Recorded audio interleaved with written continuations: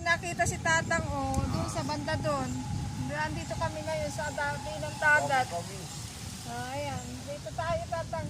Tara, dito tayo. Ay.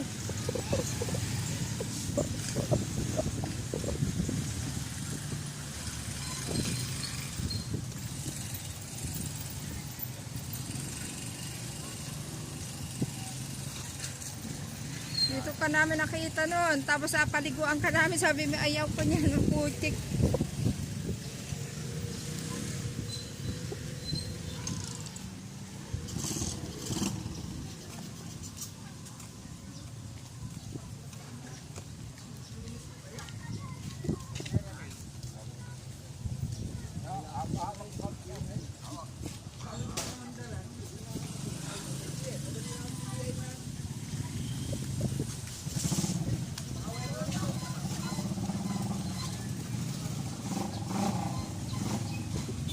Dito tayo.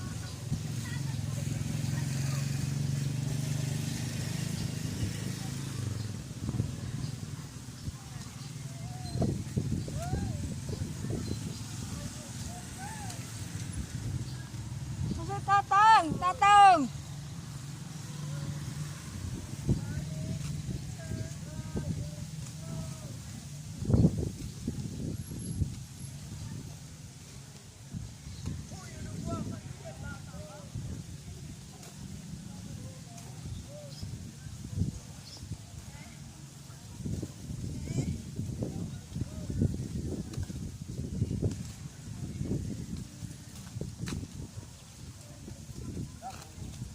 Dito yata nakita natin siya eh.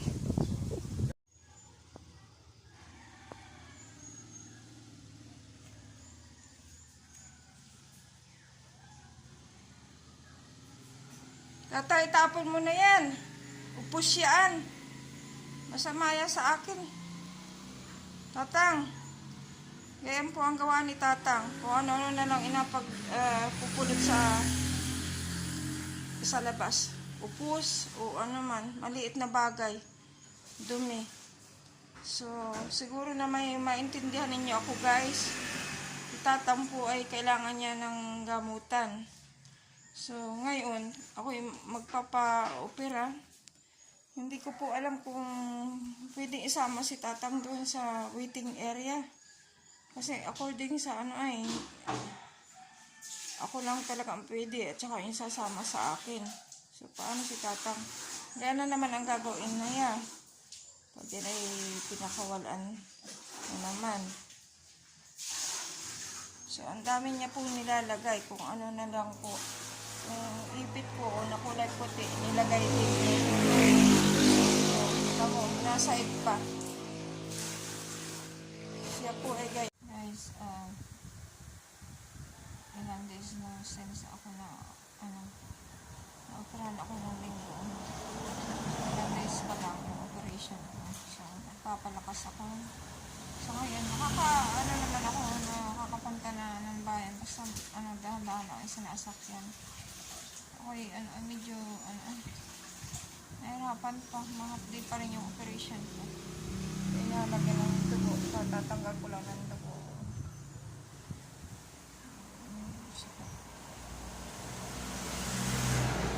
Nahirap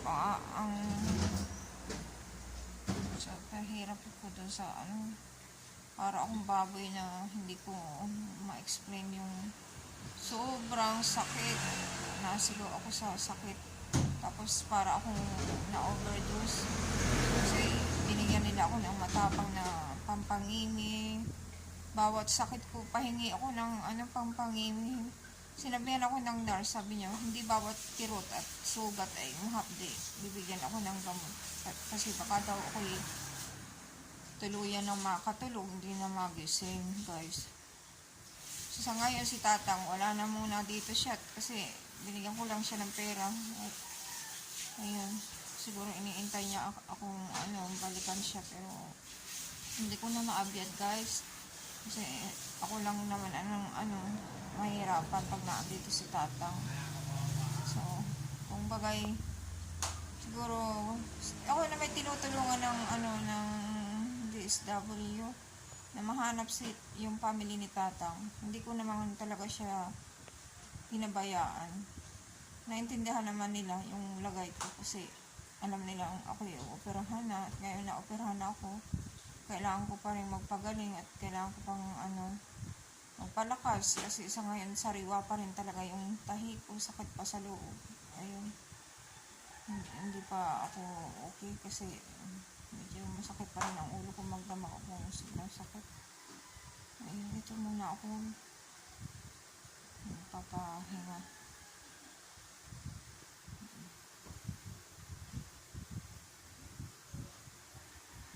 Nakita naman ninyo yung nangyari sa sa video, para akong baboy doon na halos ako talagang nung ginising nila ko guys, iyak-iyak ako kasi hindi ko na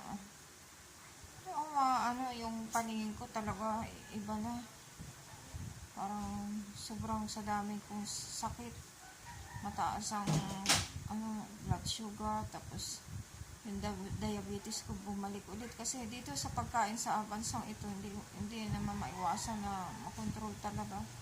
Pero ang kinakain ko na lang yung talagang hindi matapang, hindi nakakataas na sugar level. Sana na lang gumaling na ako kasi gusto ko na makapaghanap buhay para yung anak ko ma-support ko rin kasi hirap na lagay ko. Ilang buwan pa akong ganito, hindi makakapagtrabaho. Wala na muna akong mga gagawin. Isang buwan siguro akong ganito na hapdi. Kaya nga sabi nila, mag-ingat ako dahil syempre pag ganito, kailangan ingat, lalo na mga mamay na.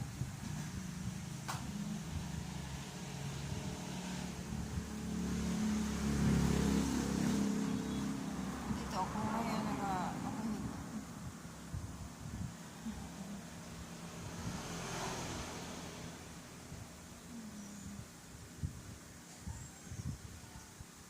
Dating kaya yung pamangkin ko. Ayun, naaalay si Toto kasi siya, tuwan-tuwa nung dumating kahapon.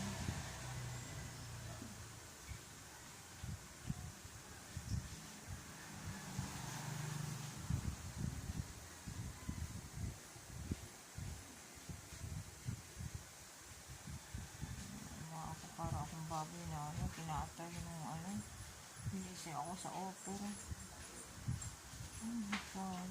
Sabi ko lang, nangalaban daw ako guys, nababagayin daw ako sa doktor.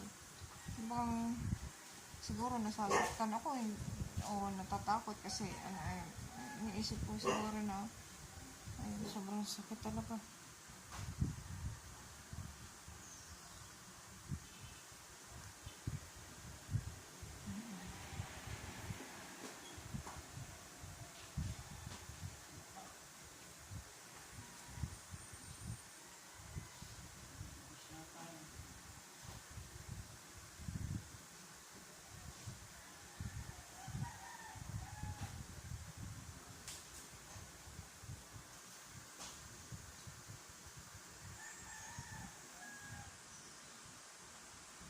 Pinalitan yung band-aid kahapon.